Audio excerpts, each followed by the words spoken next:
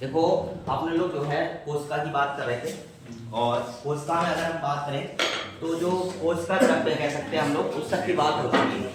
और कोशिका में एक चीज पाई जाती है जिसको हम सब लोग जानते हैं केंद्रक के नाम से, ठीक है। तो आज जो बात करी जाएगी वो केंद्रक की बात करी जाएगी, ठीक है। तो आज का जो अपना टॉपिक रहेगा वो रहेगा केंद्रक। आपका माइक लगा रहा नहीं, है क्या? टेक्नोलॉजी एडवांस हो चुकी है आज के जमाने में। चल देखो, तो मेन चीज ये आती है कि अगर बात देखें केंद्रक को लेकर बात करते हैं तो सबसे पहले बात करेंगे केंद्रक की खोज को लेकर के, है ना। यानी केंद्रक की खोज कब हुई थी। अच्छा, खोज के बारे में बात करें तो खोजकर्ता पहले ही लिखवा चुका हूं मैं, ठीक है। अगर बात करें तो बताओ निखिल, कौन से केंद्रक के खोजकर्ता हैं। रॉबर्ट होगा, अच्छा हाँ नहीं पता।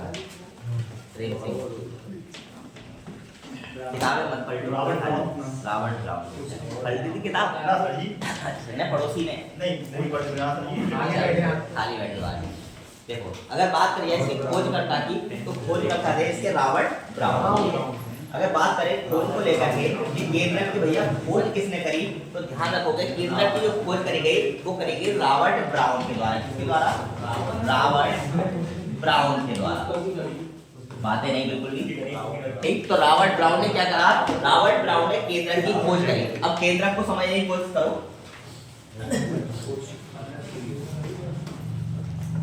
ठीक है, और यहाँ पर एक विशेष संरचना पाई जाती है, और इस वाली जो संरचना होती है इसी को हम लोग किस नाम से जानते हैं? केंद्रक के नाम से जानते हैं। किसके नाम से जानते हैं? केंद्रक के नाम से जानते हैं। इस केंद्रक सहित जो पूरी संरचना होती है इसको हम लोग किस नाम से जानते हैं? कोशिका के नाम से जानते हैं। लेकिन कोशिका में एक जो विशेष संरचना पाई जाती है, जो विशेष झिल्ली द्वारा घिरी रहती है, उसको हम लोग किसके नाम से जानते हैं? केंद्रक के न्यूक्लियस के नाम से जानते हैं, ठीक है। इसी केंद्रक की बात हम लोग करने जा रहे हैं। तो इसकी खोज किसने करी? रॉबर्ट ब्राउन ने करी। कभी प्रश्न पूछ लिया जाए कि कब करी गई, तो ध्यान रखेंगे 1831, ठीक है। 1831 ईस्वी में क्या की गई? केंद्रक की खोज रॉबर्ट ब्राउन के द्वारा की गई। बात करते हैं इसके बंटवारे को लेकर, या केंद्रक के बारे में बात करें तो विशेष तौर पर ध्यान रखना है जो हमारा केंद्रक है यानी कोशिका का जो केंद्रक होता है उसको 4 भागों में बांटा गया है। कितने भागों में? 4 भागों में, ठीक है। केंद्रक का विभाजन कितने भागों में किया गया? केंद्रक का विभाजन, ठीक है, कितने भागों में? 4 भागों में, ठीक है। इस बात को ध्यान रखना है। अब बात आती है कि कौन कौन से पार्ट हैं इसके, या कौन कौन से भागों में बांटा गया है। सबसे पहला जो भाग आता है उसको हम सब लोग जानते हैं केंद्रक कला के रूप में, ठीक है। किसके रूप में? केंद्रक कला के रूप में। इधर देखो थोड़ा सा, ठीक है। ये मान लो और सारा कुछ भरा हुआ है इसमें। तो जो बाहर वाली झिल्ली होती है, कह सकते हैं बाहर वाली जो परत होती है, इसी को हम लोग क्या कहते हैं? केंद्रक कला कहते हैं। क्या कहते हैं? केंद्रक कला। और इसके अंदर दूसरा जो पार्ट रहेगा वो रहेगा केंद्रक द्रव्य का, केंद्रक द्रव्य, ठीक है। इसके अलावा बात करें तो तीसरा हिस्सा आता है या तीसरा जो भाग आता है वो कहलाती है केंद्रिका। क्या कहलाती है? केंद्रिका, ठीक। तो तीसरा भाग केंद्रिका, ठीक। पहला भाग केंद्रक कला हो गया, दूसरा केंद्रक द्रव्य हो गया, तीसरा केंद्रिका हो गई, और चौथा जो पार्ट आता है वो आते हैं क्रोमोटिन धागे। क्या आते हैं? क्रोमोटिन धागे, ठीक। ये 4 भागों से मिलकर क्या बना होता है? हमारी कोशिका का, सेल्स का क्या बना होता है? केंद्रक बना होता है। यानी केंद्रक के 4 भाग, पहले केंद्रक कला, दूसरा केंद्रक द्रव्य, तीसरा केंद्रिका, और चौथा क्रोमोटिन धागे। अच्छा, एक शब्द यहाँ पर इस्तेमाल किया गया है, फिजिक्स जितने भी पढ़ के आए होंगे वो लोग बताएंगे, द्रव्य। और इस मामले में मैं जब भी बात आती है तो हमेशा अधिकतर पूछता हूँ, ऐसे कितने लोगों ने इंटर पास करके आए हो? वाले में देखो, अगर बात करी जाए यहाँ पर मामले में द्रव्य को लेकर के, विजय बताओ। एक शब्द आता है, फिजिक्स में पढ़ते होगे, केमिस्ट्री में पढ़ते होगे, एक होता है द्रव्य, एक होता है द्रव। अब बताओ पहले विजय कि दोनों में अंतर क्या है? द्रव्य क्या है और द्रव्य क्या है? ध्यान नहीं रहा। अच्छा, पेपर में भी यही समस्या आती है। बता तो होता है, इसका आंसर था, इसको पढ़ा था हमने, ध्यान नहीं रहता है, फिर वो लोग मैथ से बाहर हो जाते हैं, जिनको ध्यान रह जाता है वो अंदर हो जाते हैं, ठीक है। चलो हाँ नितिन नहीं पता। अच्छा भुवनेश आईडी का पेपर देना। अच्छा तो ध्यान रख लो ठीक है। फिजिक्स केमिस्ट्री और ये तीनों साइंस आएंगी रखिए और नर्सिंग का दोगे तो बायोलॉजी आएगी सबसे ज्यादा। हाँ केस समय सारा दुकान पे बीत रहा है, मतलब पढ़ाई में भी जा रहा है थोड़ा बहुत, सब दुकानें बीत रहा है। कल देखा था मैंने शाम को 7 बजे खड़े थे दुकान पे। ठीक है हाँ अच्छा नहीं लेट हो गया रात में, बहुत टाइम हो रहा था, इधर से जा रहे थे जिससे चलो हाँ बताओ अच्छा जिसको पता है वो हाथ खड़ा करो। सर हम बताओ मोबाइल में देख लिया रे। अच्छा और कोई जिसने मोबाइल में नहीं देखा और दिमाग से बताओ कि हाँ भाई जो है ये द्रव होता है ये द्रव्य होता है। हाँ विकास विकास हाँ एक प्रकाश उसको द्रव्य जो 3 प्रकार होते हैं, ठोस द्रव गैस। ये वाले द्रव्य और ये वाले द्रव्य में अंतर है कोई एक ही है? वो द्रव्य जो 3 प्रकार के होते हैं, ठोस द्रव गैस और द्रव्य होता है लिक्विड में और तरल रूप में होता है। देखो ये वाला द्रव होता है ना, ये होता है लिक्विड फॉर्म किसी भी पदार्थ की। द्रव्य जो होता है उसमें जो पदार्थ होता है उसकी 3 अवस्थाओं को शामिल किया जाता है। ठीक है पदार्थ की 3 अवस्थाएं मिलकर क्या कहलाती है? द्रव्य कहलाती है। ठोस द्रव गैस तीनों को किसमें शामिल किया जाता है? द्रव्य में शामिल किया जाता है। और ये क्या होता है? सिर्फ लिक्विड फॉर्म जो होती है किसी पदार्थ की वो द्रव कहलाता है। इधर अंतर होता है। यहाँ पे हमने इस्तेमाल किया है द्रव्य, यानी कि इसमें लिक्विड भी भरा हुआ है, इसमें ठोस पदार्थ भी है, इसीलिए हमने एक ही कॉमन नाम दे दिया, केंद्रक द्रव्य का नाम दे दिया। और केंद्रक द्रव्य को एक और नाम से जानते हैं, मैट्रिक्स के नाम से भी हम लोग। इसके अंदर जो तरल पदार्थ होता है उसको किसके नाम से जानते हैं? मैट्रिक्स के नाम से। अब एक एक करके बात करते हैं। सबसे पहले बात करेंगे केंद्रक कला। केंद्रक कला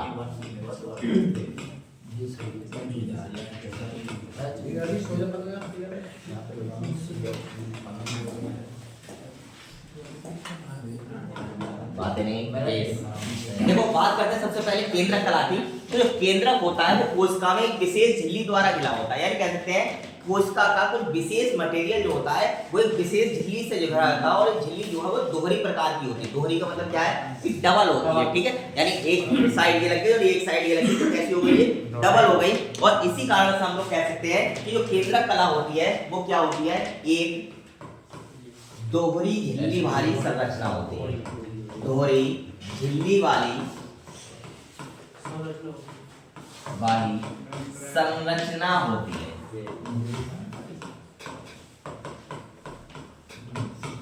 संरचना होती है। ठीक है क्लियर हो गया कि यानी जो केंद्रक कला है वो क्या है? दोहरी झिल्ली वाली एक संरचना होती है। कहाँ पाई जाती है? तो ध्यान रखेंगे ये केंद्रक के चारों ओर पाई जाती है। के चारों ओर पाई जाती है।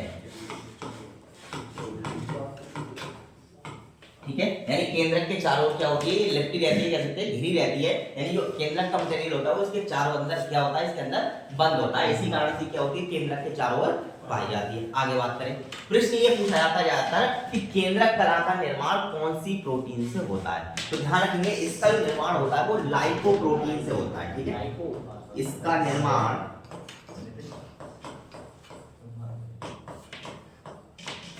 लाइपोप्रोटीन के द्वारा होता है।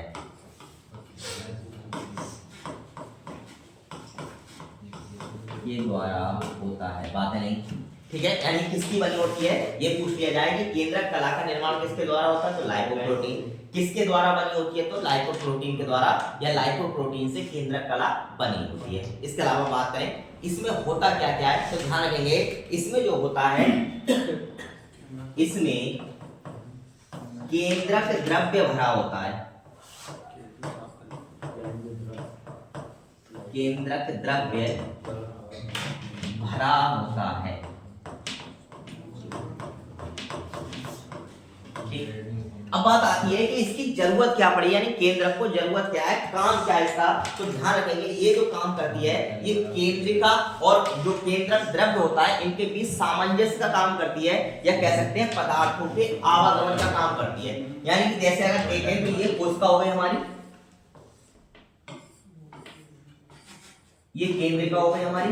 अब ये क्या काम करती है, जो ये बाहर वाले पदार्थ हैं उसके अंदर पहुंचते हैं और इसके अंदर वाले पदार्थ को क्या करते हैं, बाहर पहुंचते हैं। यानी इन दोनों बीच क्या करती है, आवागमन का क्या करती है, काम करती है। ठीक है, तो हम कह सकते हैं ये केंद्रक और कोशिका द्रव्य, ये केंद्रक और कोशिका द्रव्य, बात नहीं पीछे प्रेम से ही, कोशिका द्रव्य के मध्य पदार्थों का आवागमन करती है, आवागमन करती है। देखो बातें करने वाले विशेष बात देखो, हो सकता है कि ये वीडियोस तुम्हारे साथ वाले भी देख रहे हो, ठीक है, जिनको पता होगा तुम यहाँ पढ़ रहे हो वो भी वीडियो देख रहे हो और उसके बाद तुम्हारा ही नाम लिया जा रहा है उसमें, तो समझ लो कि तुम्हारी गिनती दुनिया के सबसे खुरापाती व्यक्ति में से आ जाएगी। क्यों? क्योंकि अगर एक ही व्यक्ति का 2-4 बार नाम ले दिया तो इसका मतलब क्लियर है कि भैया वही क्लास में सबसे ज्यादा शैतान व्यक्ति है, इसीलिए उसका बार बार नाम आ रहा है। इसलिए अपनी इज्जत को इतना ज्यादा मत उछालो कि पता चला कि बाद में ब्याह होने पे भी नंबर ना आए, पता चला कि बढ़िया लड़का तो बड़ा मक्कार है, क्लास में इतनी मक्कारी करता है तो बाहर से बाहर छोड़ो, ये तो इसलिए थोड़ा शांत रहो। चलो ठीक है, तो क्या करती है, एक केंद्रक और कोशिका द्रव्य में पदार्थों का आवागमन करती है, आने जाने को रोकती है। अब बात आती है कौन सी कोशिकाओं में पाई जाती है, कौन सी में नहीं पाई जाती है, तो ध्यान रखेंगे ये यूकेरियोटिक कोशिकाओं में पाई जाती है। क्यों पाई जाती है? क्योंकि हमने इससे पहले बात करी जो केंद्रक होता है वो पूर्ण रूप से विकसित होता है वो यूकेरियोटिक कोशिकाओं में होता है। और यूकेरियोटिक कोशिकाएं कौन सी होती हैं या किन जीवों में पाई जाती हैं? यूकेरियोटिक बहुकोषीय जीवों में, प्रोकैरियोटिक सिंगल कोशिकीय जीवों में। यानी जितनी भी प्रोकैरियोटिक कोशिकाएं होती हैं उनमें क्या होती है, अविकसित होती है। ठीक है, ध्यान रखेंगे ये प्रोकैरियोटिक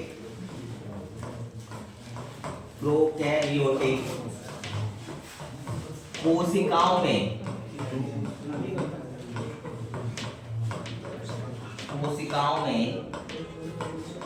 अविकसित होती है, अविकसित होती है या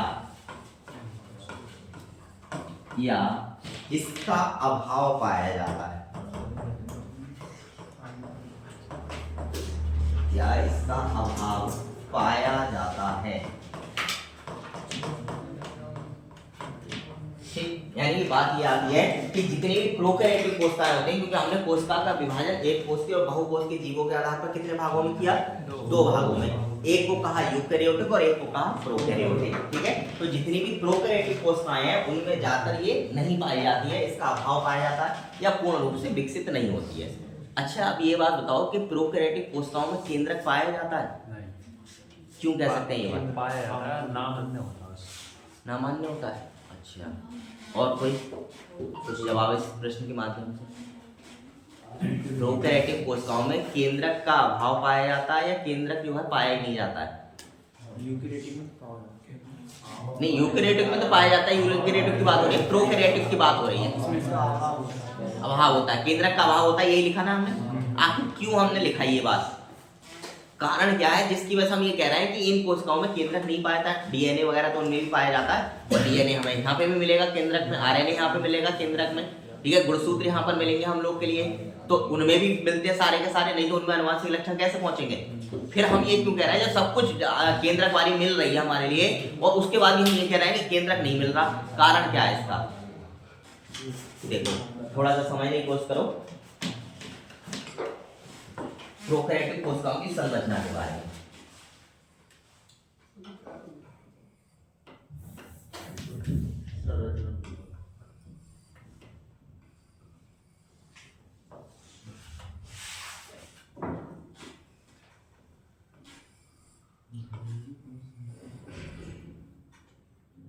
ठीक है, ये किसका चित्र है? ये मान लो कोई कोशिका, और ऐसी संरचना होती है कौन सी कोशिका की? पादप की, जंतु की?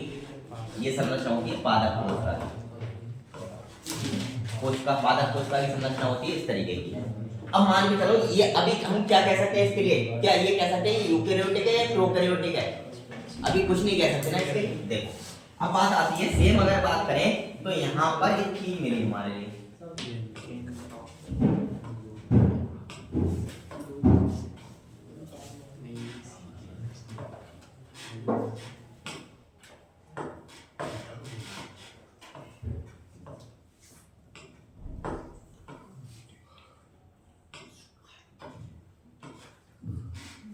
ठीक।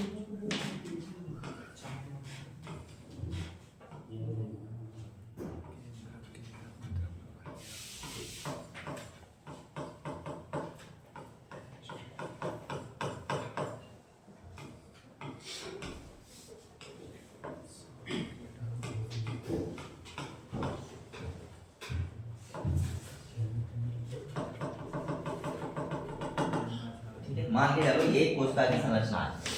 अब बात क्या आ गई, ये कोशिका को हम कैसे कोशिका मानेंगे, यूकेरियोटिक या प्रोकैरियोटिक।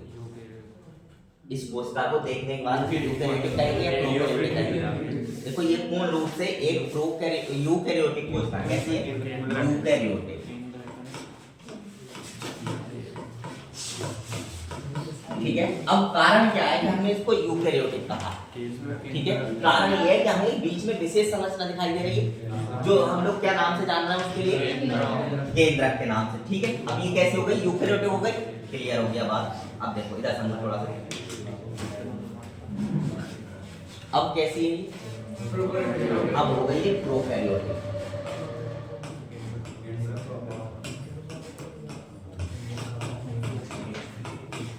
अब कैसे हो गई, ये प्रोकैरियोटिक हो गई।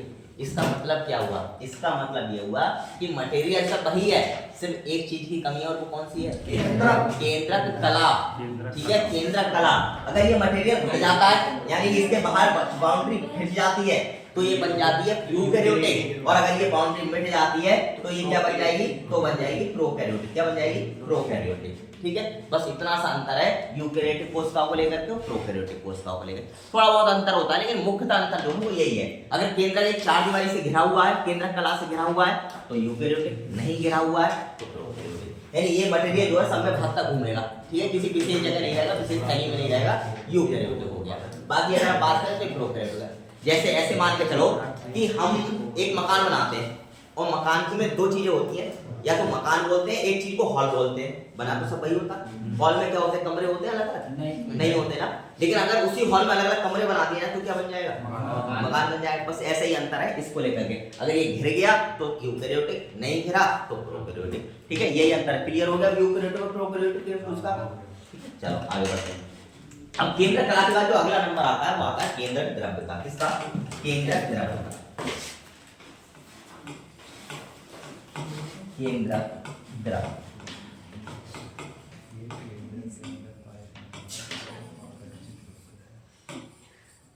इसमें अग्निवीर वाले कितने हो, अग्निवीर की तैयारी कर रहे हो कितने हो, सब ये दिखता है।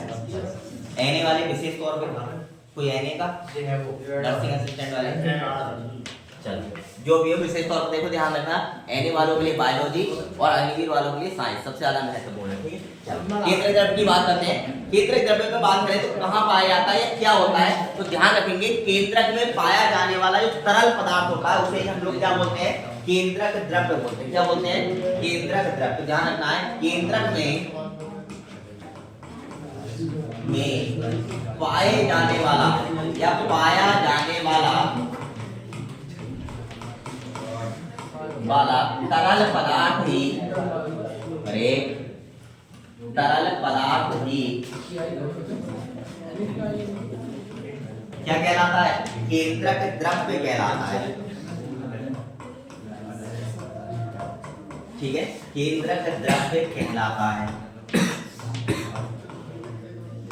कितने बात हो गई, यानी केंद्रक में पाए जाने वाले तरल पदार्थ होता है उसी को हम लोग क्या बोलते हैं, केंद्रक द्रव्य बोलते हैं। इसके अलावा और किस नाम से जानता है, तो ध्यान रखना है इसको कैरियोलिम्फ के नाम से भी जानते हैं। ठीक है, ध्यान रखेंगे इसे कैरियोलिम्फ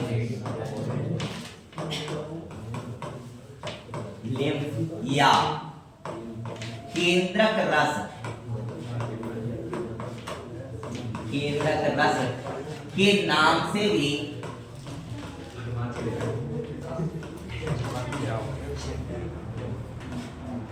भी जाना जाता है।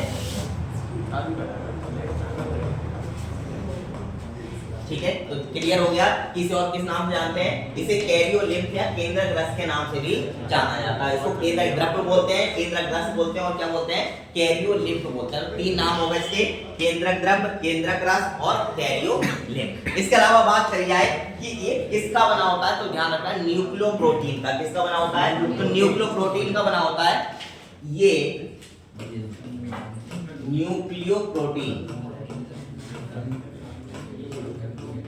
न्यूक्लियोप्रोटीन का बना होता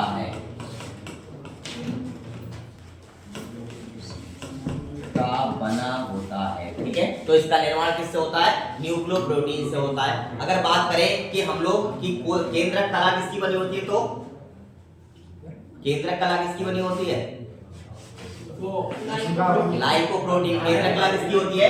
लाइकोप्रोटीन की होती है। और केंद्रक द्रव्य किसका होता है? ज्यादातर न्यूक्लियोप्रोटीन का बना होता है। प्रश्न पूछा जाए ये कैसा पदार्थ होता है, तो ध्यान रखेंगे ये गाढ़ा, कैसे तरल और अपारदर्शी। कैसा? सॉरी, ये गाढ़ा, तरल और पारदर्शी पदार्थ होता है, और पारदर्शी पदार्थ होता है। पारदर्शी का मतलब हाँ, जिसमें देख सके, ठीक है, जिसमें देख सके वो क्या होता है? पारदर्शी होता है, ठीक है। फेस देखने वाला जो शीशा होता है वो पारदर्शी होता है या अपारदर्शी होता है? ठीक है, फिर से पहले सुन तो लिया करो, वैसे ही तो तुक्का बढ़ा देते हो सारा। मैंने ये बोला फेस देखने वाला शीशा पारदर्शी होता है या अपारदर्शी होता है? अपारदर्शी होता है। अगर वो पारदर्शी होगा तुम्हारा चेहरा दिख जाएगा? एक ग्लास ले जाओ, चेहरा दिखेगा तुम्हारा? नहीं दिखेगा। क्यों? क्योंकि वो अपारदर्शी होता है। जो शीशा होता है जिसका फेस देख रहे हैं वो अपारदर्शी होता है, ठीक है। चलो, तो ध्यान रखेंगे कैसा होता है? तरल, गाढ़ा और पारदर्शी पदार्थ होता है। क्या क्या पाया जाता है, तो ध्यान रखना इसमें केंद्रिका और क्रोमोटिन धागे पाए जाते हैं, ठीक है। इसमें केंद्रिका और क्रोमोटिन धागे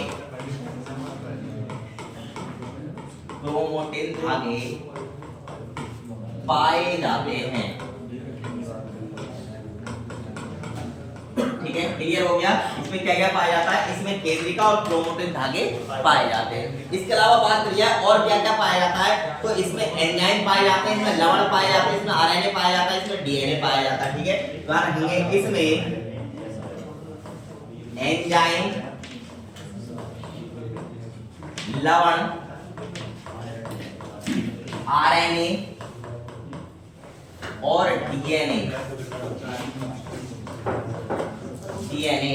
पाया जाता है, ठीक है। क्या क्या पाया जाता है इसमें? इसमें एंजाइम पाए जाते हैं, इसमें लवण पाए जाते हैं, इसमें आरएनए पाया जाता है और इसमें डीएनए पाया जाता है। क्लियर होगी बात? चलो आगे बढ़ते हैं। इसका अगला जो नंबर आता है वो आता है केंद्रिका का। किसका? केंद्रिका का।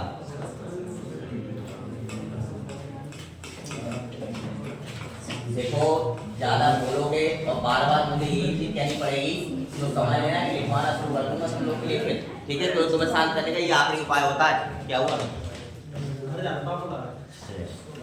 तो ध्यान देखो, ये विशेष तौर पर ध्यान रखो, अगर आवाज करोगे तो फिर मैं लिखवाना शुरू करूंगा, फिर सिलेबस का जैसा चल रहा है वैसे ही हो जाएगा। वैसे ही 15 दिन पीछे हो गया तुम्हारा सिलेबस, ठीक है, बायोलॉजी का, इसलिए ध्यान रखो। चलो जाओ जी,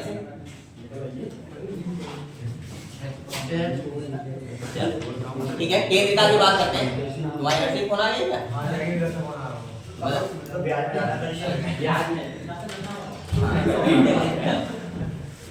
हाँ, दोनों लिखे थे ना ये।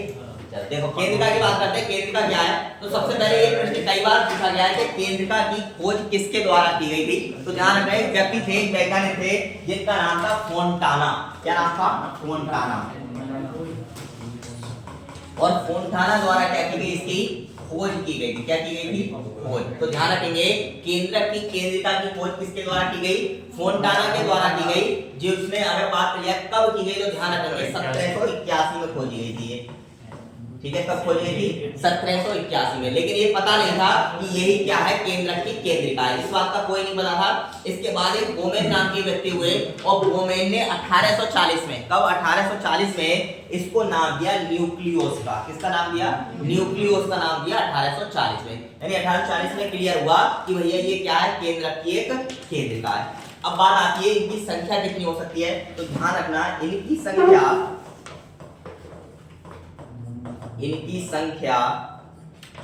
1 या 2, 1 या 2 हो सकती है। कंफर्म नहीं है कि 1 ही होगी या 2 ही होंगी, ठीक है, हो सकती है, मतलब किसी में 1 होंगी, किसी में 2 भी हो सकती है। तो केंद्रिका कितनी पाई जा सकती है? 1 या 2 पाई जा सकती है। इसके अलावा बात करी जाती है कौन सी कोशिकाओं में नहीं पाई जाती है, तो ध्यान रखना ये प्रोकैरियोटिक कोशिकाओं में नहीं पाई जाती है। प्रोकैरियोटिक कोशिकाओं में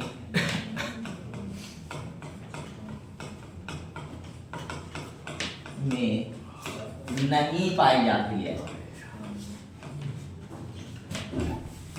नहीं पाई जाती है।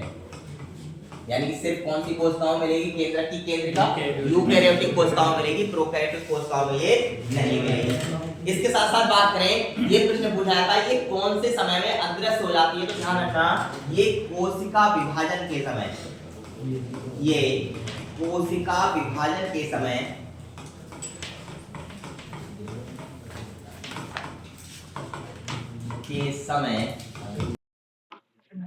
गायब हो जाती है।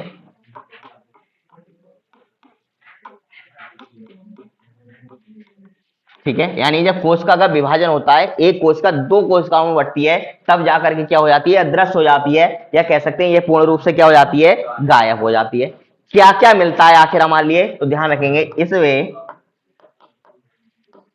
आरएनए और डीएनए पाया जाता है। ठीक है, क्या क्या मिलेगा इसमें? आरएनए मिलेगा और मान लिए डीएनए मिलेगा। प्रश्न ये आ जाए कि केंद्रिका में कितने प्रतिशत आरएनए पाया जाता है और कितने प्रतिशत डीएनए पाया जाता है, तो ध्यान रखेंगे आरएनए की जो मात्रा रहती है ये 10%। कितना? 10%। इसके अलावा बात करिए डीएनए कितना पाया जाता है, तो 5% डीएनए जो है इसमें पाया जाता है। क्या पाया जाता है? 5% डीएनए पाया जाता है। ठीक है, चलो आगे बढ़ते हैं। केंद्रिका का विभाजन होता नहीं, केंद्रिका का विभाजन नहीं होता। मेन चीज ये होती है कि केंद्रिका टूट जाती है पूर्ण रूप से। और क्योंकि जब गुणसूत्र अलग अलग होते हैं ना, जो हमारे आरएनए और डीएनए इसको बात कर रहे हैं, तो ये चीजें बट जाती हैं, अलग अलग हो जाती हैं, और मिलके जो बनी होती है वो केंद्रिका, वो इन दोनों से मिलके बनी होती है मुख्य तौर पर। जब ये टूट जाती है तो केंद्रिका विशेष तौर पर नहीं कहते, इसी आकृति में होती है वैसी। ठीक है, बस देखो ऐसे मान के चलो, जैसे ये केंद्रक है हमारा और केंद्रक में ये केंद्रिका, तो केंद्रिका में होता क्या है? आरएनए और डीएनए पाए जाते हैं। ठीक है, ऐसे मान लो। ठीक, अब क्या होगा? ये चीजों से घिरी हुई बनी हुई है। जब कोशिका का विभाजन होता है, केंद्रक अलग अलग बढ़ता है, तो ये चीज जो होती है वो घेरे में नहीं रहती है, बल्कि कुछ गुणसूत्र इधर पहुंच जाते हैं, कुछ इधर पहुंच जाते हैं, ऐसे करके कुछ, मतलब डीएनए इधर पहुंच जाता है, कुछ इधर पहुंच जाता है, कुछ इधर पहुंच गया, कुछ इधर पहुंच गया। तो ये जो संरचना, जो घिरी हुई संरचना होनी थी, वो टूट जाती है। इसीलिए कहते हैं कि कोशिका विभाजन के समय क्या हो जाती है? पूर्ण रूप से गायब हो जाती है, कह सकते हैं अदृश्य हो जाती है। ठीक है, चलो अगली बात करते हैं। आगे है क्रोमैटिन धागे। चौथा पार्ट ये जो था क्रोमैटिन धागे। क्रोमैटिन धागे समय क्या हुआ है?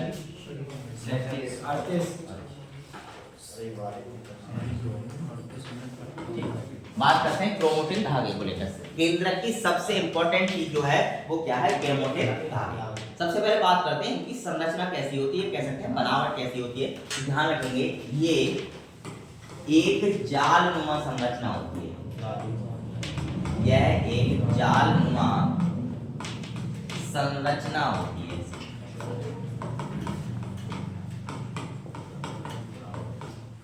है। ठीक है,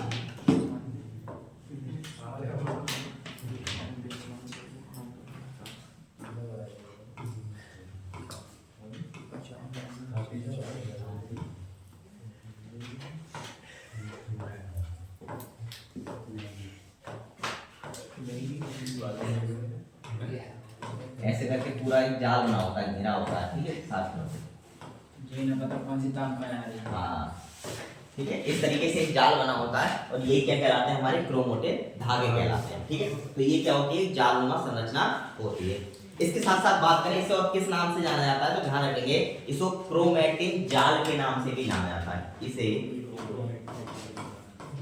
क्रोमैटिन जाल के नाम से भी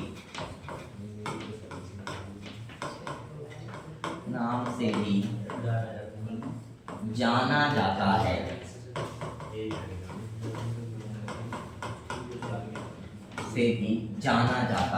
यानी कह सकते हैं ये क्या होते हैं, क्रोमैटिन जाल होते हैं, क्रोमैटिन धागे का, इसी कारण से हम लोग इसको क्या बोलते हैं, क्रोमैटिन जाल भी कहते हैं। विभाजन के समय क्या हो जाते हैं, अलग अलग हो जाते हैं। तो ध्यान रखेंगे ये विभाजन के समय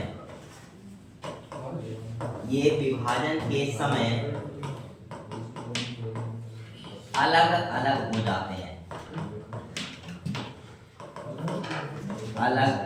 हो जाते हैं, ठीक है। ठीक है, तो मेन चीज ये है, जैसे ये पूरा जाल बना हुआ है, ये जाल का क्या काम कराया, जाल को क्या कर दिया, अलग अलग कर दिया जाए, यानी बंटवारा किया जाए, ठीक है। इसका क्या कर दिया जाए, बंटवारा कर दिया जाता है, यानी सब अलग अलग टुकड़ों में बट जाते हैं। इसी कारण से हम लोग कहते हैं विभाजन के समय क्या होता है, ये टूट जाते हैं, ठीक है। इसके अलावा बात करी जाए इनमें मुख्य तौर पर क्या होता है, तो ध्यान रखेंगे कि मुख्य तौर पर जो होते हैं जाल होता है, टुकड़े अलग अलग होते हैं, इन्हीं को हम लोग जानते हैं क्रोमोसोम के नाम से। किसके नाम से, क्रोमोसोम। और क्रोमोसोम को हिंदी में क्या बोलते हैं, क्रोमोसोम को हिंदी में क्या बोलते हैं, एक चीज होती है जिसकी वजह से जो है बहुत सारे लक्षण हमारे लिए पुरानी पीढ़ी से नई पीढ़ी में आते हैं, उनको क्या बोलते हैं, गुणसूत्र। क्या बोलते हैं, हार्मोन नहीं, गुणसूत्र,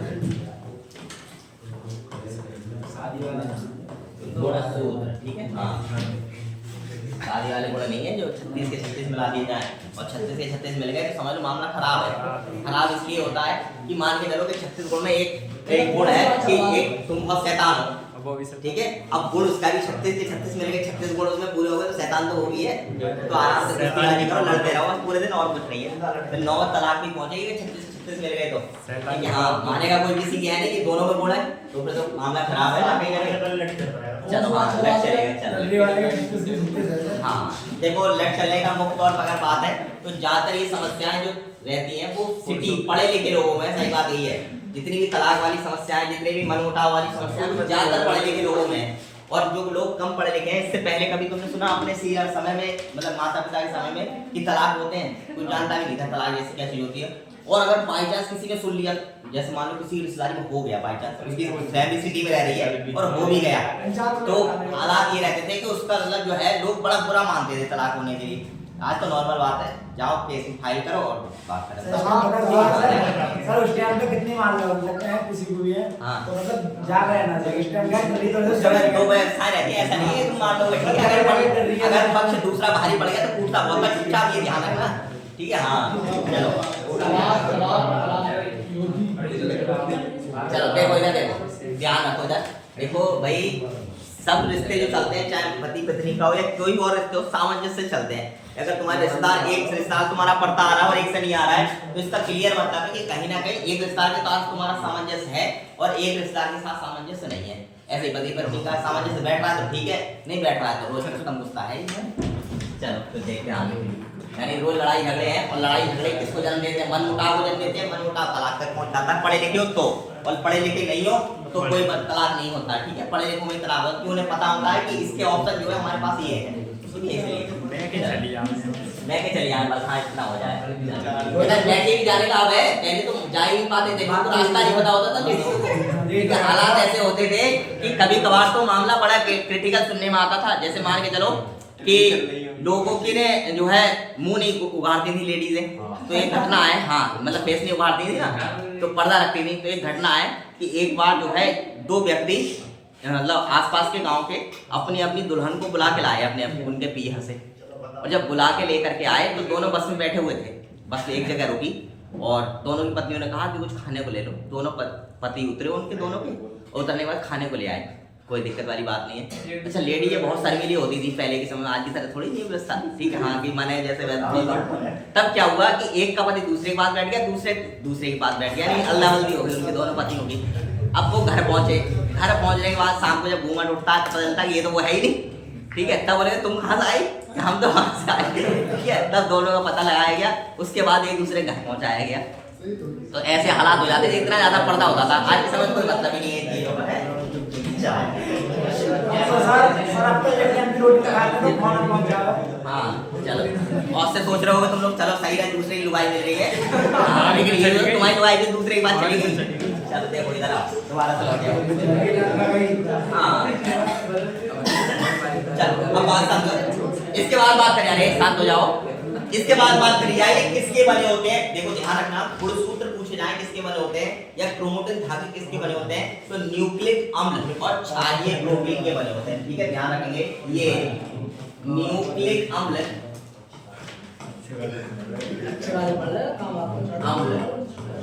और क्षारीय प्रोटीन के बने होते हैं, क्षारीय प्रोटीन के बने होते हैं, ठीक है। साथ साथ एक बात विशेष तौर पे ध्यान रखनी है, ये केंद्रक का सबसे महत्वपूर्ण अंग होते हैं। ये केंद्रक का सबसे महत्वपूर्ण अंग होते हैं, महत्वपूर्ण अंग होते हैं, ठीक है। तो ध्यान रखें ये क्या होते हैं, केंद्रक के सबसे महत्वपूर्ण अंग होते हैं। कभी कभी ये पूछ लिया जाता है गुणसूत्र में जो क्षारीय प्रोटीन पाया जाता है उसको और किस नाम से जानते हैं, ठीक है। तो ध्यान रखेंगे इसको एक दूसरा नाम दिया जाता है और वो नाम दिया जाता है हिस्टोन का, ठीक है, या हिस्टोन प्रोटीन का, ठीक। तो ध्यान रखेंगे इसको दूसरा नाम क्या दिया जाता है, हिस्टोन प्रोटीन को नाम दिया है इसका दूसरा दिया जाता है, ठीक है। ये बात थी केंद्रक के चार भागों को लेकर के, यानी पहला भाग कौन सा हो गया केंद्रक का, केंद्रक का पहला भाग कौन सा है, केंद्रक कला, दूसरा तीसरा केंद्रिका और चौथा क्रोमोटिन धागे। ये चार हो गए, एक बार पूरा रिवाइज करो फिर आगे का टॉपिक करते हैं, ठीक। देखो बात करते हैं केंद्रक की लेकर, केंद्रक की खोज किसने करी, रॉबर्ट राउंड, कब करी, 1838। किस प्रकार की संरचना होती है। इसके अलावा बात करें केंद्रक का विभाजन कितने भागों में, चार भागों में। पहला कौन सा, केंद्रक कला, दूसरा तीसरा और चौथा, ठीक है। अब बात करते हैं सबसे पहले केंद्रक कला की। ये क्या होती है, दोहरी झिल्ली वाली संरचना होती है। ये केंद्रक के चारों ओर पाई जाती है। इसका निर्माण किससे होता है, लाइपोप्रोटीन के द्वारा होता है। इसमें केंद्रक द्रव्य भरा होता है, ठीक है। इसके अलावा बात करें ये क्या करती है, तो केंद्रक और कोशिका द्रव के मध्य पदार्थों का आवागमन करती है, यानी पदार्थ अंदर बाहर इससे जा सकते हैं, ठीक है। इसके अलावा बात करें ये प्रोकैरियोटिक कोशिकाओं में क्या होती है, अविकसित होती है, या फिर कह सकते हैं इसका अभाव पाया जाता है, यानी नहीं मिलती है, ठीक है। अभाव मतलब नहीं मिलना होता है। आगे बढ़ते हैं, ठीक है। तो इस तरीके से संरचना होती है कोशिका को लेकर के। चलो अब बात करते हैं केंद्रक द्रव्य की, दूसरे पॉइंट की। तो क्या होता है, केंद्रक में पाया जाने वाला तरल पदार्थ क्या कहलाता है, केंद्रक द्रव्य कहलाता है। इसमें इसको और किस नाम से जानते हैं, तो इसे कैरियोलिन या फिर केंद्रक रस के नाम से जाना जाता है, ठीक है। इसके अलावा बात करें ये किसका बना होता है, तो न्यूक्लियोप्रोटीन का। किसका बना होता है, न्यूक्लियोप्रोटीन का बना होता है। ये कैसा होता है, गाढ़ा तरल और पारदर्शी पदार्थ होता है। इसमें बात करें तो इसमें केंद्रिका और क्रोमोटिन धागे पाए जाते हैं। इसमें एंजाइम, लवण, आरएनए और डीएनए पाया जाता है। अब बात करते हैं केंद्रिका को लेकर। तो केंद्रिका की खोज किसने करी, फोंटाना नामक व्यक्ति ने करी, कब, 1785 में। इसकी संख्या 1 या 2 हो सकती है, किसमें, केंद्रक में।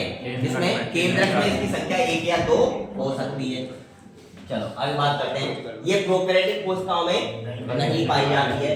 ये कोशिका विभाजन के समय क्या हो जाती है, गायब हो जाती है। इसमें मुख्य तौर पर क्या पाया जाता है, आरएनए और डीएनए पाया जाता है। आरएनए कितना %, डीएनए 5%। इसके अलावा बात करते हैं, अगला आता है क्रोमोटिन धागे। ये क्या होता है, जालनुमा संरचना होती है। इससे क्रोमोटिन जाल के नाम से भी जाना जाता है। ये विभाजन के समय क्या हो जाती हैं, अलग अलग हो जाती हैं।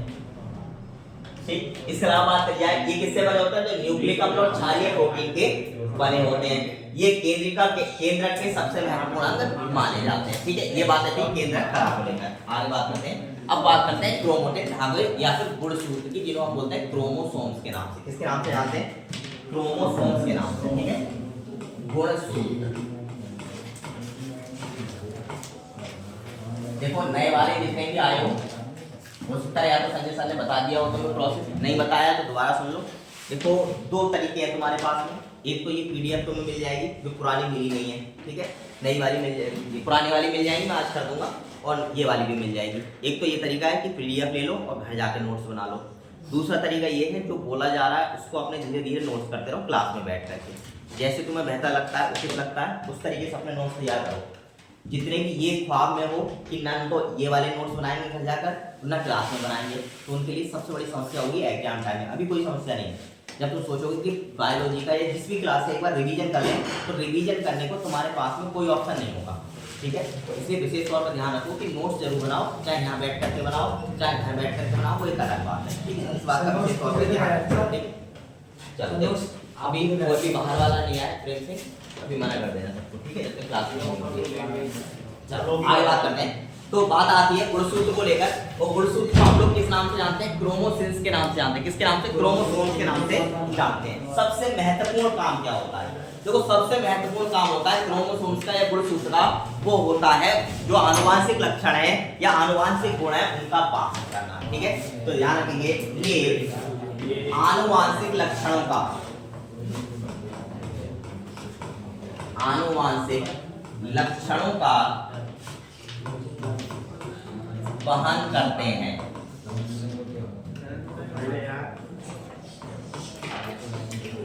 ठीक है, यानी आनुवांशिक लक्षण एक कोशिका से दूसरी कोशिका या कह सकते हैं एक व्यक्ति से दूसरे व्यक्ति तक पहुंचाने का काम करते हैं। जैसे अगर मनुष्य की बात करी जाए तो मनुष्य का जो निर्माण होता है वो किससे होता है, सिंगल कोशिका सिंगल सेल से होता है। और सिंगल सेल्स की बात करिए तो एक जो सिंगल सेल्स पहुंचता है वो सारे के सारे गुणसूत्र होते हैं, जितनी भी कोशिकाएं तुमने पाई जाएंगी उनमें गुणसूत्र एक जैसे पाए जाएंगे, यानी उनमें आनुवांशिक लक्षण एक जैसे पाए जाएंगे।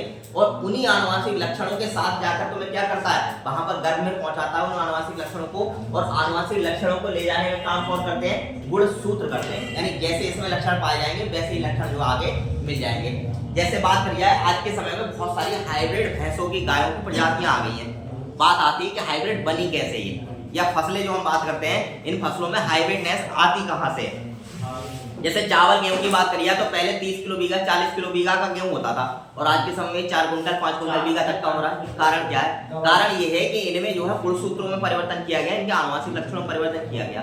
पहले धान को यानी कि जो चावल होता है उसकी खेती को बहुत ज्यादा पानी की आवश्यकता होती थी, अब कम पानी में भी चल जाता है काम। कारण यही है इनमें आनुवांशिक लक्षण क्या किया जा रहा है, परिवर्तित किए जा रहे हैं। ठीक है, ऐसे अगर हम बात की जाए गाय पहले गाय भैंस कम दूध देती थी, अब बहुत सारा दूध देती है। कारण क्या है, इन सब में आनुवांशिक जो परिवर्तन है वो किए गए हैं और नई वैरायटियां कह सकते हैं नई प्रजातियों को क्या किया गया है, पैदा किया गया है, जन्म दिया गया है। ठीक है, इस हिसाब से ये सारे काम करते हैं। तो इसमें सबसे मुख्य परिवर्तन किस में करना होता है, गुणसूत्रों में करना होता है।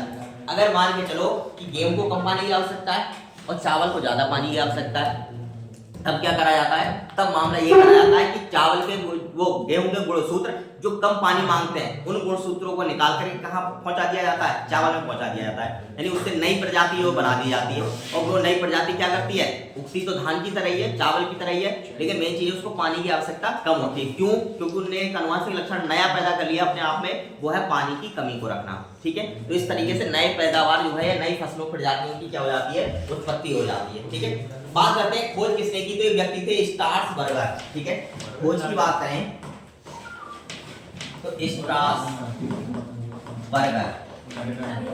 हाँ ठीक है, चाउमीन बर्गर वाले, तो इनके द्वारा क्या की गई 1875 में इसकी क्या की गई थी, खोज की गई थी। ठीक है, ध्यान रखेंगे कि गुणसूत्रों की या क्रोमोसोम्स की जो खोज की गई उसके द्वारा स्ट्रासबर्गर के द्वारा 1875 में की गई थी।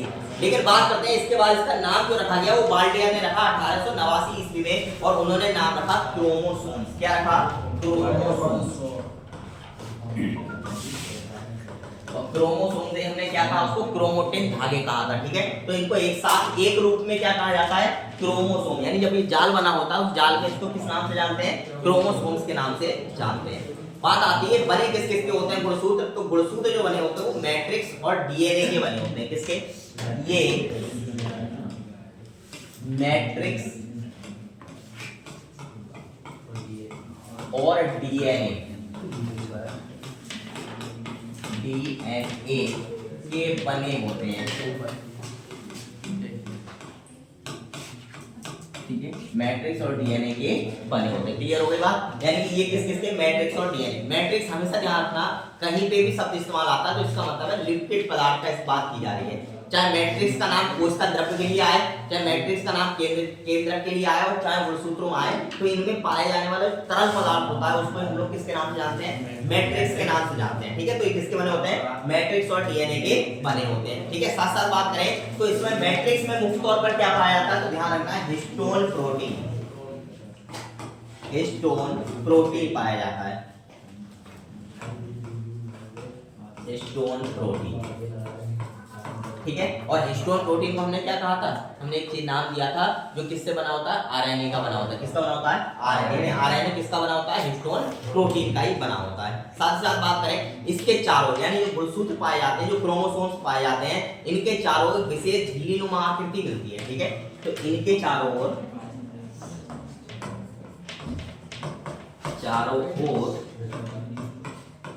झिल्लीनुमा आकृति होती है, ठीक है। और इस आकृति का नाम पूछा जाता है या ये पूछा जाता है इस आकृति को क्या कहा जाता है, तो ध्यान रखेंगे इसी आकृति को पेलिकल कहा जाता है, पेलिकल, ठीक है। क्या कहा जाता है, इस आकृति को पेलिकल के नाम से जानता है। यानी जो गुणसूत्र होते हैं उनके चारों तरफ की बाउंड्री होती है, जो झिल्ली पाई जाती है, उसको हम लोग किसके नाम से जानते हैं, पेलिकल के नाम से जाने जाते हैं। वही बात करें जब विभाजन होता है, यानी कोशिका अलग अलग विभाजन होता है, तो कोशिका के विभाजन के समय विशेष तौर पर ध्यान रखना है, विभाजन के समय ये एक विशेष काम करते हैं, और विशेष काम ये होता है ये दो पुत्री क्रोमोटिन को पैदा करते हैं। क्या करते हैं, दो पुत्री क्रोमोटिन को, यानी कह सकते हैं कि अपने जैसे दो भाग कर लेते हैं, ठीक है। एक भाग ये आ गया, दूसरा भाग ये आ गया हमारे पास, और एक पुत्रियों को, यानी जो क्रोमोटिन धागे उत्पन्न होते हैं तो अलग अलग जगहों पर इनको नाम दिया था क्रोमोनी मेटा का। किसका, क्रोमोनी मेटा, क्रोमोनी मेटा, ठीक है। यानी जो गुणसूत्र एक जगह थे हमारे, अब वो कितनी जगह बट गए, दो जगह बट गए, और दो जगह जो बटे उन्हीं को हमने क्या कहा, क्रोमोनी मेटा कहा। क्या कहा, क्रोमोनी मेटा कहा, ठीक है। बात ये आती है कि जहां दो गुणसूत्र आपस में जुड़ते हैं उसको क्या बोलते हैं, तो ध्यान रखना इसको सेंट्रोमियर कहा जाता है। जैसे मान के चलो गुणसूत्र की संरचना की बात करें, ठीक है, एक ये हो गया और दूसरा यहाँ से ये जुड़ गया, ठीक है। ये वाली जगह होती है, इसको क्या कहा जाता है, यानी दो गुणसूत्र जहां एक साथ जुड़ते हैं उस चीज को क्या कहा जाता है, ध्यान रखना उसको जाता है सेंट्रोमियर। क्या कहा जाता है, सेंट्रोमियर कहा जाता है, सेंट्रोमियर। यानी जहां दो गुणसूत्र आपस में जुड़ते हैं उसको क्या कहा जाता है, सेंट्रोमियर कहा जाता है। यानी कि जब जुड़ते हैं तो फेस वाले जो फेस होता है इनका गुणसूत्रों का, वहां से आपस में जुड़े होते हैं। तो इस तरफ टेल वाला पार्ट होता है, या कह सकते हैं पूंछ वाला या अंतिम छोर वाला पार्ट होता है, उसको क्या कहते हैं, ध्यान रखना टोलीमियर कहा जाता है। क्या कहा जाता है, टोलीमियर। यानी ये वाला जो भाग है इसी को क्या बोलते हैं, टोलीमियर कहा जाता है, ठीक। तो यानी शुरुआत का जो भाग होता है जहां आपस में दोनों जुड़े होते हैं उसको क्या कहते हैं, सेंट्रोमियर कहते हैं। और जहां लास्ट होता है, जहां टेल होती है, अंतिम छोर होता है, उसको क्या बोलते हैं, टोलोमियर बोलते हैं। क्या बोलते हैं, टोलोमियर बोलते हैं, ठीक है। ये बात होता है। अब बात करते हैं डीएनए को लेकर के। मैं पर आ रही है, ठीक। चल डीएनए की बात करते हैं कि डीएनए क्या होता है, तो डीऑक्सीरिबोन्यूक्लिक अम्ल जो होता है वही क्या कहलाता है, डीएनए कहलाता है। मुख्य तौर पर बात करें काम क्या होता है इसका, तो ध्यान रखना ये जो है काम जो होता है, एक व्यक्ति के आनुवंशिक लक्षणों को दूसरे नए मूल तक पहुंचाने का काम कौन करता है, डीएनए करता है। यानी एक जगह से दूसरी जगह तक आनुवंशिक लक्षणों को मुख्य तौर पर पहुंचाने का काम कौन करता है, डीएनए, ठीक है। आनुवंशिक लक्षण का, आनुवंशिक लक्षणों को पहुंचाने का काम, ठीक है, यानी आनुवंशिक लक्षणों को पहुंचाने का काम किसके द्वारा किया जाता है? तो किया जाता है डीएनए के द्वारा। कैसी संरचना होती है? तो द्विचक्राकार संरचना होती है, ठीक है, ध्यान रखिएगा, ये द्विचक्राकार संरचना होती है,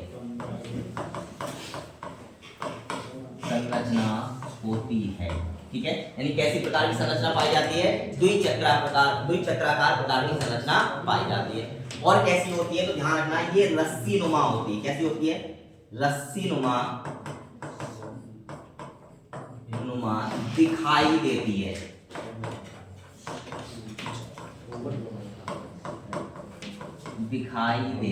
ठीक है, ध्यान रखिए कैसी दिखाई देती है? रस्सी नुमा दिखाई देती है। बात आती है कि जहां अगर गुणसूत्रों की बात करें तो कुछ संरचना डीएनए की इस तरीके से मिलती है हमारे लिए, ठीक है, इस तरीके से संरचना हमें देखने को मिलती है और इसके बीच में बॉन्ड लगे होते हैं इस तरीके से। देखे होंगे तुमने फोटो वगैरह, डीएनए का फोटो देखा होगा कभी, आरएनए डीएनए का, तो इस तरीके से बॉन्ड बंधे होते हैं। और बॉन्ड की बात करिए तो ध्यान रखेंगे इस बॉन्ड को किससे जुड़ा होता है? तो ध्यान रखना, इनको बोला जाता है हाइड्रोजन बंध। क्या बोला जाता है? हाइड्रोजन बंध, ठीक। अब बात आती है कि इनकी संख्या कितनी हो सकती है? तो एक डीएनए में इनकी संख्या है वो 100 से लेकर, ठीक है, 100 से लेकर कितनी? 2 लाख तक हो सकती है। यानी हाइड्रोजन जो बंध है उनकी संख्या कितनी हो सकती है? 100 से लेकर के 2 लाख तक हो सकती है, ठीक है, ये बात मुख्य तौर पर रखी जाती है। प्रश्न ये आता है कि कितने प्रकार के होते हैं? तो डीएनए हमेशा ध्यान रखना, डीएनए के अगर प्रकार की बात करें, प्रकार, तो कितने प्रकार के? 2 प्रकार के। कौन कौन से? एक होते हैं दक्षिणावर्ती, ठीक है, दूसरे होते हैं वामावर्ती। अब बात आती है दक्षिणावर्ती कौन सा डीएनए होता है और वामावर्ती कौन सा होता है। देखो अगर बात करिए, रस्सी देखिए, बिल्कुल रस्सी नुमा आकृति होती है, अभी है नहीं, आपने जो दिखा रहे थे हमारे लिए देखी होगी वैसे तो, ठीक है, दो ही है, हाँ। आगे बात करते हैं, तो रस्सी को अगर देखते हैं हम लोग, जैसे ऐसे मान के चलो,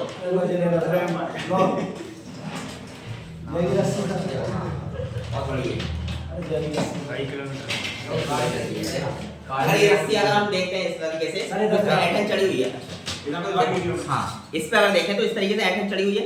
ऐंठन 2 प्रकार से होती है, 2 प्रकार के लोग पाए जाते हैं ज्यादातर काम करने वाले, एक लेफ्ट हैंडी एक राइट हैंडी, 2 प्रकार के होते हैं। रस्सी जब बटी जाती है, मर जाता है कोई आदमी, मरता है, मरते हैं, ये सब मरते हैं, तो बाएं हाथ से कर, सब काम उल्टे हाथ से कर जाते हैं, ऐसे मान लो, ठीक है, सब काम उल्टे होते हैं। कि जैसे अगर हम बात करें तो मानव को दक्षिणा दी जाती है, लेकिन पहले मान देके जाते हैं, फिर आगे कोई कार्यक्रम शुरू होता है, ये सब उल्टे काम होते हैं जब कोई मर जाता है तो। बाकी अपनी बिरादरी के हिसाब से और जाति के हिसाब से अलग अलग हो सकता है, लेकिन मुख्य तौर पर बात करें तो इस पर 2 तरीके की ऐंठन होती है, एक तो दाएं हाथ से चढ़ती है, एक बाएं हाथ से चढ़ती है, 2 प्रकार से चढ़ सकती है, या तो बाएं से चढ़ा लो या दाएं तरफ से चढ़ा लो, सेम डीएनए का होता है प्रोसेस, ठीक है। एक जिसमें दाएं साइड से चढ़ी होती है ऐंठन, वो कैसा कहलाता है? वो दक्षिणावर्ती कहलाता है। जिसमें बाएं साइड से ऐंठन चढ़ी होती है वो कैसा कहलाता है? वो वामावर्ती कहलाता है। ये प्रोसेस होता है दक्षिणावर्ती को लेकर के और वामावर्ती को लेकर के। आरएनए की बात करिए तो ध्यान रखना, आरएनए 3 प्रकार का होता है, उसके बारे में बात बाद में करेंगे, ठीक है।